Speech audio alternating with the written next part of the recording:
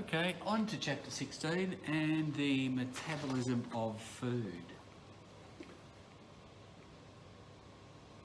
So we're talking about taking those food molecules that we looked at the structure of in the last chapter and metabolising them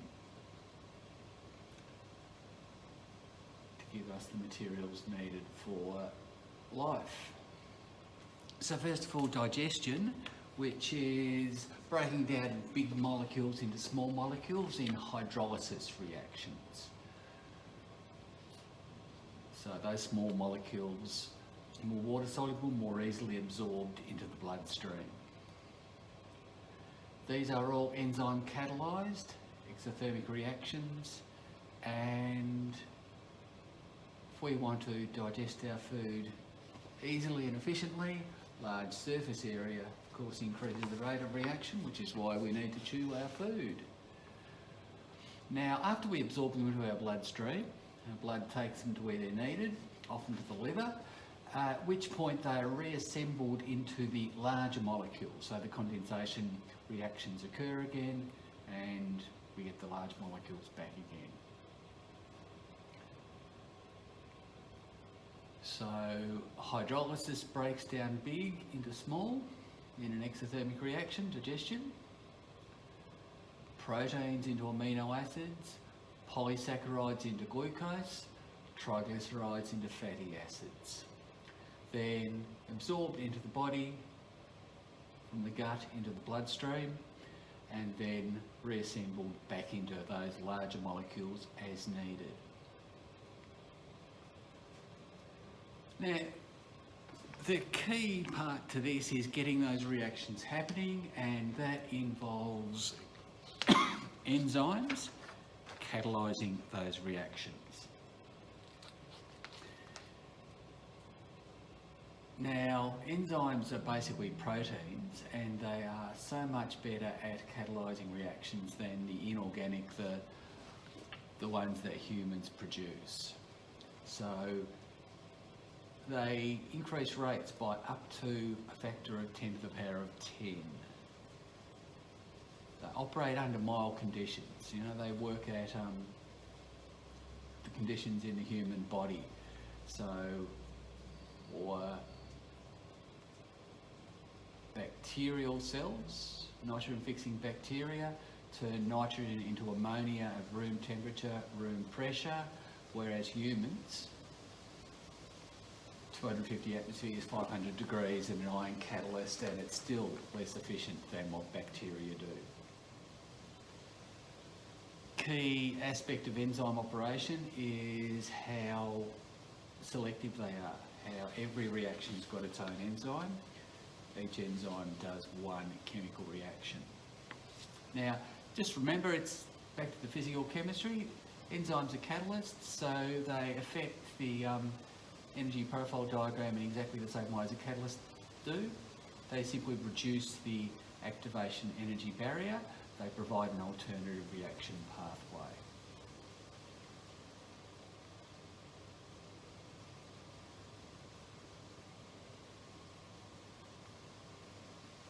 Now, ways of understanding enzyme structure. This year, we're limiting ourselves to looking at the lock and key method. Induced fit, which previous years has been in chemistry, and you'll know from biology, many of you, is not part of the course this year. So enzyme function, it's the tertiary structure of the protein, the overall shape of the protein which determines its enzyme function. So what happens in the lock and key model is the reacting molecule, the substrate, comes along and then fits neatly into a cavity on the surface of the enzyme. And when it does that, interactions occur between the enzyme and the reacting molecule, and that makes it easier for bonds to break and new bonds to form.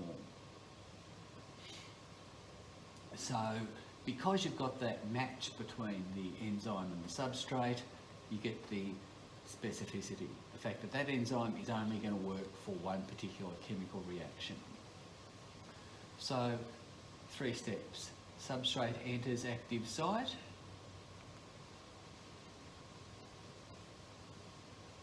Bonds form between the enzyme and the substrate. This makes it easier to break bonds in the substrate. Once that happens,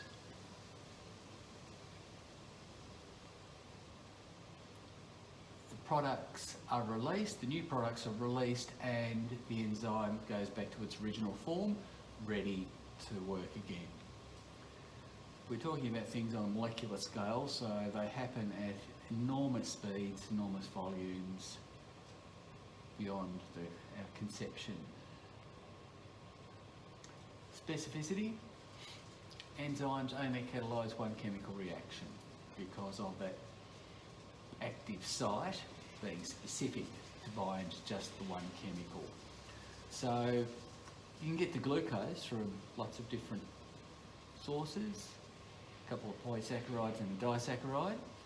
So from starch, it actually takes 2 enzymes. Starch being broken down to maltose, so you can break down starch into a disaccharide maltose using amylase. But amylase won't do the last step of breaking down the 2 glucose molecules that are in a maltose molecule to glucose. That takes a separate enzyme, maltase. Cellulose being broken down into glucose is quite tricky. Only a few bacteria do that.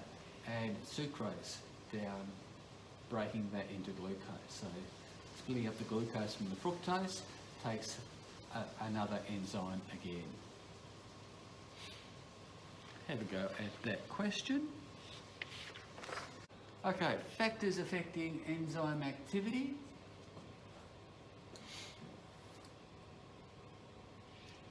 Now, we know sort of intuitively from biology, there is an optimum temperature for enzymes.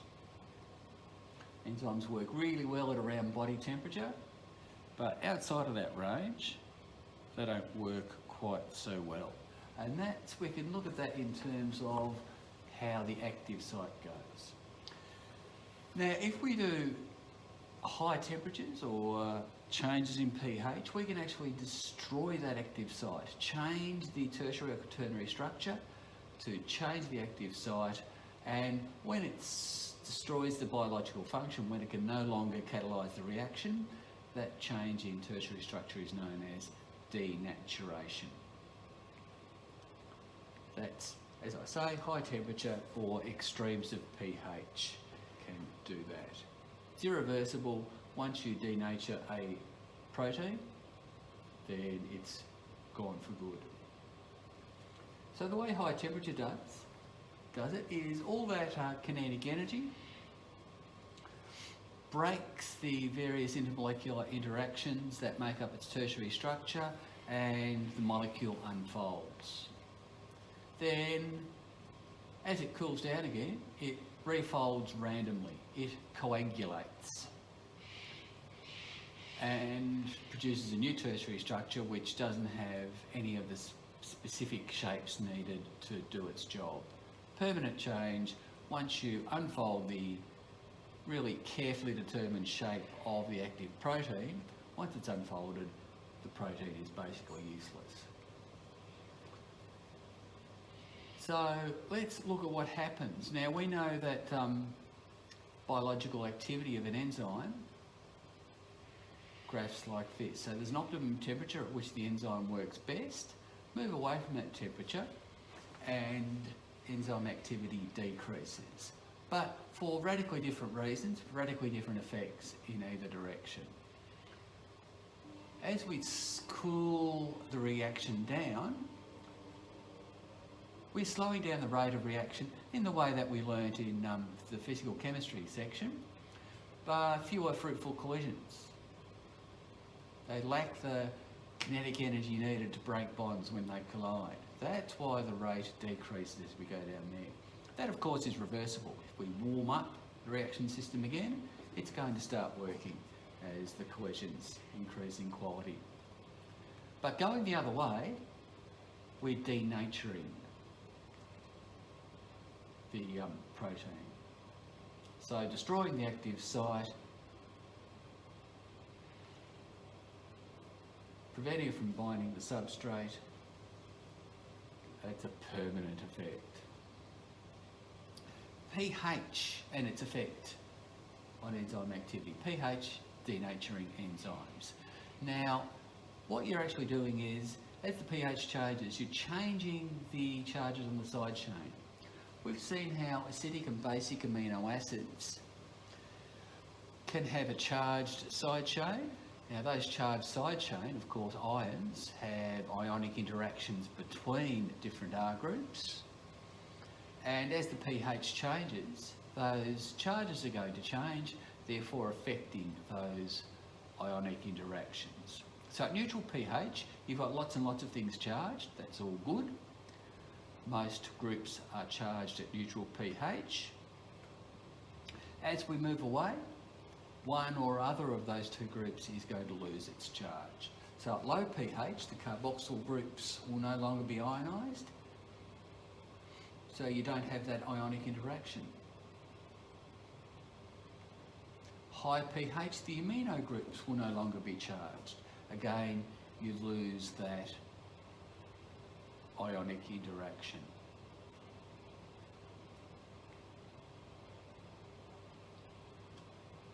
So that's denaturing, that's destroying the tertiary structure of the protein. That's not hydrolysis.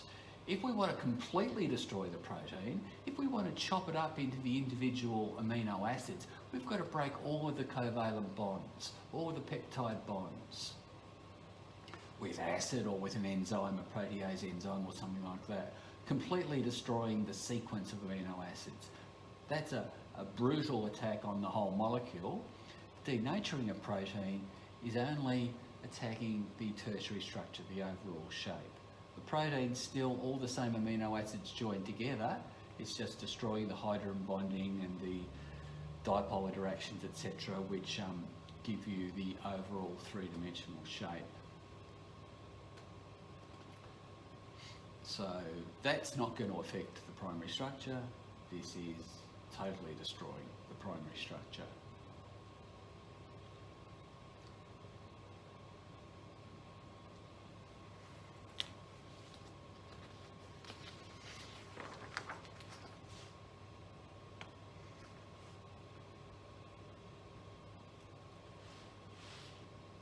Now, just as a way of thinking about a context in which we can think about experimental design stuff, think about measuring enzyme activity. There's various ways we can do this, which sort of explore some of the aspects of experimental design. So we can look at the effect of peroxidase. That's an enzyme which breaks down hydrogen peroxide, decomposes hydrogen peroxide, turns it into water and oxygen gas. Now, so what are we investigating? We're looking at effects of changing the peroxidase concentration. That would suggest to me that the independent variable is the peroxidase concentration.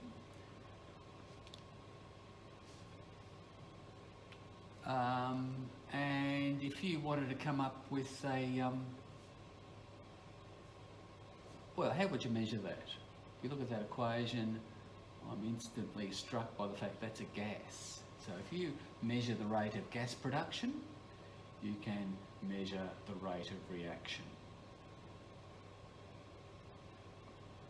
So a hypothesis would be effect of, so a higher peroxidase concentration would produce a more rapid rate of reaction, needed justification, more active sites there to catalyse it.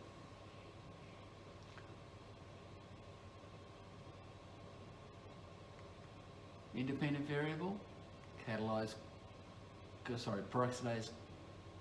concentration, amount of peroxidase. Dependent variable, it's going to be rate of reaction measured by rate of oxygen production. what we're measuring it, how we're measuring it. Controlled variables, list a few things that we would need to control. So if we're changing peroxidase, we're going to keep everything else in the reaction mixture constant, and other factors that we know affect enzyme activity and rate of reaction controlled as well.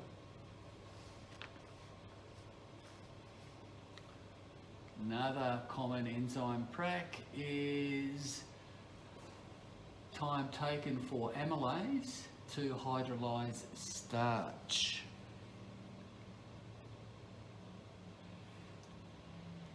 Effective pH. So this time we're changing pH. pH is our independent variable. How might we measure that?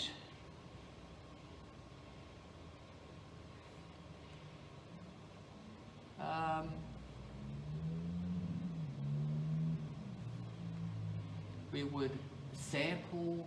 We know that starch turns blue-black with iodine, so we can, if the starch, we can test whether the starch is present by just adding some iodine. Really quick and easy process. So we could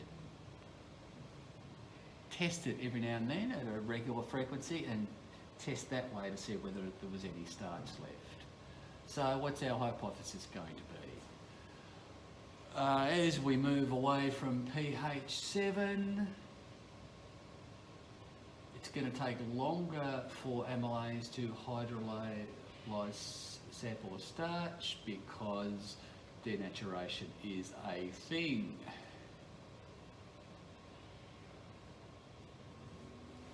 So we're putting that in terms of the actual molecular effect. Independent variable, pH. Dependent variable, time taken to hydrolyse starch. Measured, well, sampled every 10 seconds, tested with iodine. Controlled variables, everything else to do with the reaction system that we're not changing or measuring. Example 3, effective temperature on the activity of lipase in triglycerides in milk. Well, temperature. We know that we've got our optimum temperature. We move away from that optimum temperature, the activity of lipase is going to decrease. And that's going to be, our reason's going to be because we're either fewer collisions if we're moving colder, or denaturation if we're moving hotter. Independent variable is obviously the temperature. Dependent variable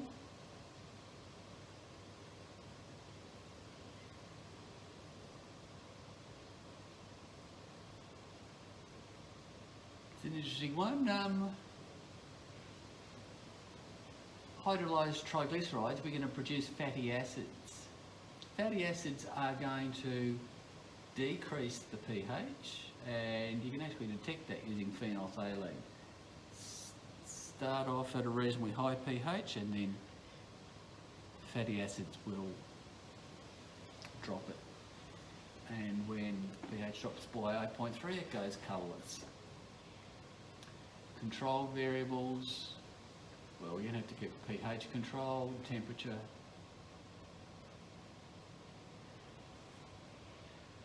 Oh, sorry, temperature is our independent variable, of course. All the other aspects of the reaction mixture.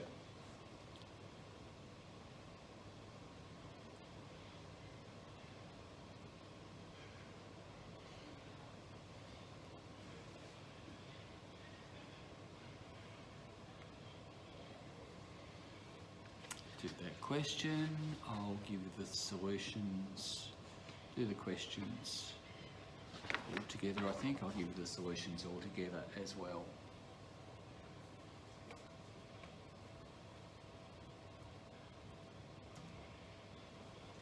Digestion of carbohydrates.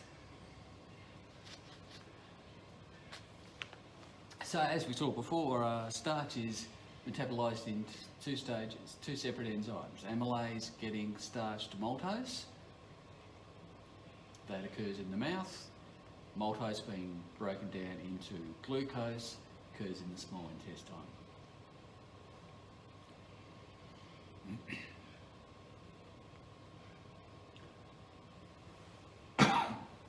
So a hydrolysis reaction, the opposite to the condensation reaction to produce the polysaccharide, disaccharide, and involves the absorption of water, breaking the glycosidic link, leaving two hydroxyl groups.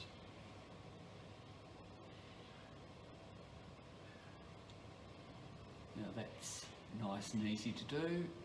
Turn that into that. Whole lot easier than breaking down cellulose. Because of the tight packing of cellulose and the different bonding in the cellulose molecule, gut bacteria are required. No mammal has the enzyme to do it, so the really complicated digestive systems of animals which survive on lots of cellulose, like grass and gum leaves, it's actually the gut bacteria that live in the gut of those animals which do the work, which produce the enzymes. Hydrolysis of lactose, of course, is an interesting one. It's a disaccharide, glucose and galactose.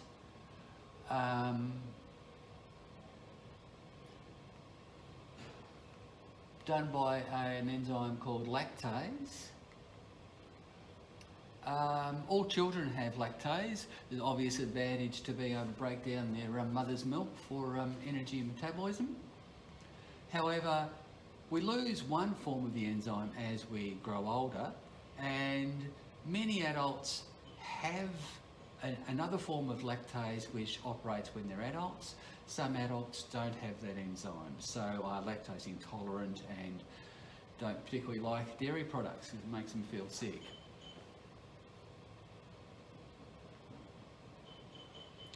Digestion of triglycerides. It's a little bit more problematic because what we're talking about is non-polar molecules which we're trying to absorb into the bloodstream. Basically, we need to get them dissolved in water to do so. So the first thing we do is we break down triglycerides into fatty acids in the small intestine using lipase enzymes. Then that's made easier by producing an emulsion. So bile turns the fat globules into tiny drops, making it easier for the lipase molecules to attack. So a larger surface area assisting that reaction. And we get the hydrolysis reaction turning the triglyceride back into glycerol and the fatty acids that you're familiar with from earlier in the year. After absorption, we make our triglycerides again.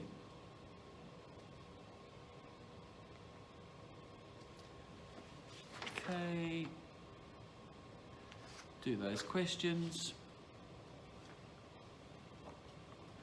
And submit them. I'll send you the solutions to all of the chapter 16, questions.